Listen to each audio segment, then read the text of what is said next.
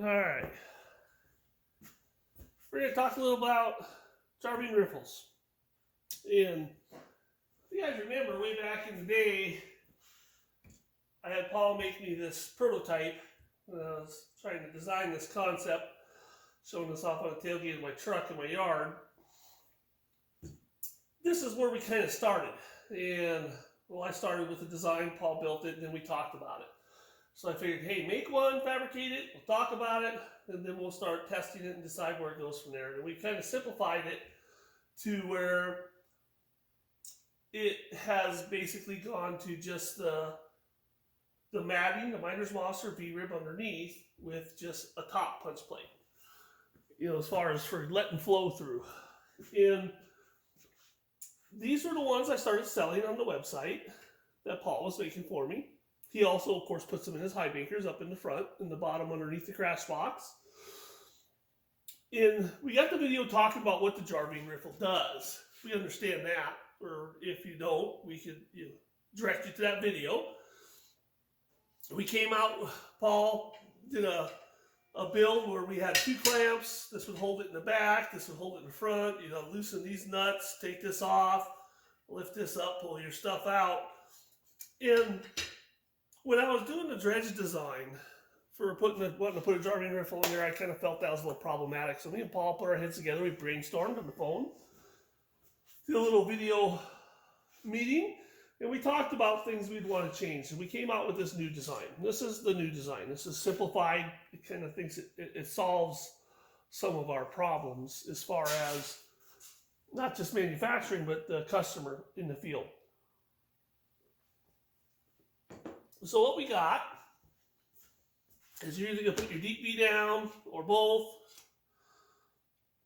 miner's moss or thicker matting. If you don't want to wipe out moss, that's fine. I'm not saying moss is the best. All the moss is just a space, taking up space. That's all it's doing. Some people that target the real fine gold will probably like the moss because they feel that's more torturous capture zones, opposed to the bigger, more open deep V. But anyways, you got your clamp, and it's got the lip for the mat on it. And then you got your rear clamp, which goes in the back of your box, and you mount however many holes you want to put in it, in the bottom of your highbanker or your back of your dredge. Then you slip this back in there, and Keen actually has, like in their dredge, they actually have a plate just like this that you could use. And then basically, after this is mounted down, this slips underneath here, and this goes over the top of your mat and clamps it and sandwiches your whatever you got underneath here. So then you're just going to have to pick 2 spots or 1 spot, depending on how much you feel you need, to drill a hole through the perf and put a wing nut in there. So that will hold your mat in place and give you the Jarving riffle effect. And so this is going to be the newer system. We're going to be sending you these 2 pieces here. You'll drill and put some wing nuts and bolts, and drill and put a wing nut and bolt. We got 10 inch and 8 inch here for you to look at. We have a few of these left over. We'll sell out of those and we'll phase into these. So that's kind of the plan for our inventory. We're going to start taking some new pictures and putting these up on the internet, and just to kind of show you that we have nice that also we have the minis. It works for the minis also, that we can bring in the moss or the V-rib, and when you basically clamp that down, it's still gonna pinch the mat and hold it into place on your micro and your minis. The material is soft enough where it kind of bites into it with a little bit of pressure, and the durometer is soft enough when you clamp down on that. So it works for that also. So anyways, that's kind of what we got going with the Jarving riffle, guys. So you're seeing kind of an evolution of the product, and it getting simpler, easier to use, easier to get it out of the box, because you're gonna take that wing nut off, and this slides out. You won't have to pry up, and then you can pull out your matting and get your cons out from underneath there.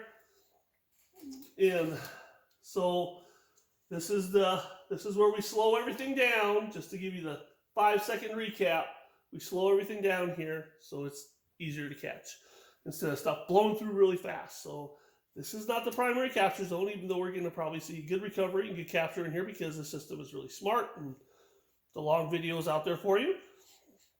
But anything that escapes this, whether in feed rate or in acts as a good nugget catch, is we're going to pick up on our mats. All right, so there it is. That's coming. Just figured I'd throw that out there. I'm going to make a little video of this so you guys know what's going on. And then you're going to see these newer pictures popping up on the internet when that inventory of that size has phased out of the old ones. If you feel you need the new one, well, we may have to barter as far as phasing the old ones out. We'll go there with rock, paper, scissors maybe. Yeah, maybe we'll do that. All right, guys. Well, I appreciate your time and watching the video and taking a look at what we're doing here at DreamAt and getting some more stuff out there, working with ventures in gold prospecting. And I'm trying to get products out there that are going to make your guys' gold recovery just way better than the old systems. We're gonna step it up and keep evolving, because better's always better. And out with the old, in with the new. All right, guys, catch you later.